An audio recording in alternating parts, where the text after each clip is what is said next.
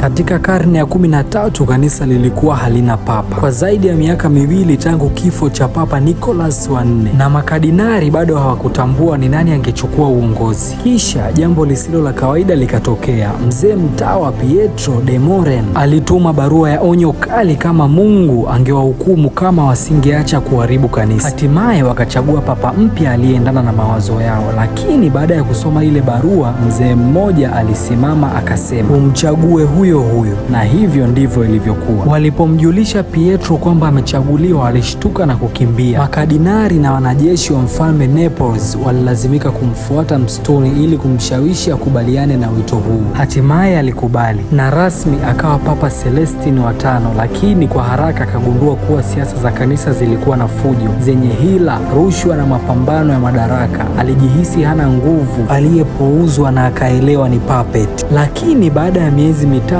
alifanya jambo moja ambalo nakumbukwa nalo. Alitangaza rasmi haki ya papa kujiuzuru. Kisha akajiuzuru mwenyewe, akawa papa wa kwanza kufanya hivyo. Halafu akafuata Papa Benedict wa 16 baada ya miaka 720.